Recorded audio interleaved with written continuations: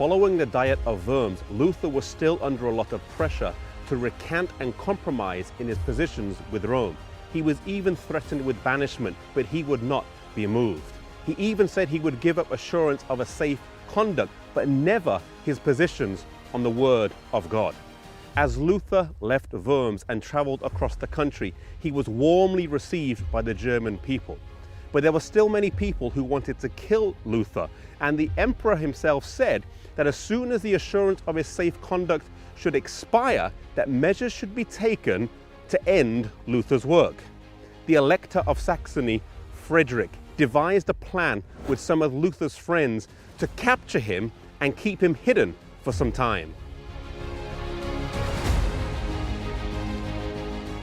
He was taken here to Wartburg Castle, a place kept so secret that even the Elector Frederick did not know that he was being kept here. Luther's enemies rejoiced, thinking that he had been defeated, but this time for Luther would prove to be a double blessing. Not only did it withdraw him from the heat of the battle, but it also took him away from the public praise and adulation, something that can spiritually maim even the strongest of men. It was here in this room that Luther stayed during his time here at the castle. Like the Apostle John, who wrote the book of Revelation as a prisoner on the Isle of Patmos, while Luther was hiding here in this castle, he translated into German the New Testament. He would translate the Old Testament later, after his return to Wittenberg. Another challenge to the Reformation would now appear on the horizon.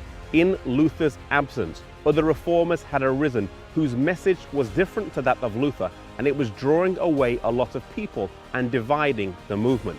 In particular, some people thought that it was acceptable to use violence as a means to abolish the mass and to rise up against the oppressors.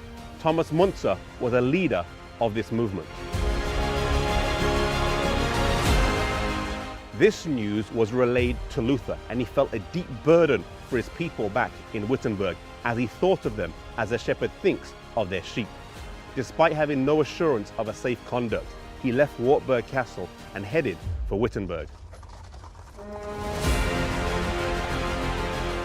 Luther's return caused a great stir, and the church filled at the first opportunity to hear him speak.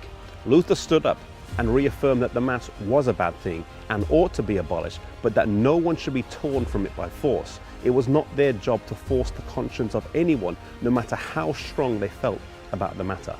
Luther was able to check this uprising for a while, but it would arise later on with devastating results when Thomas Müntzer himself was killed.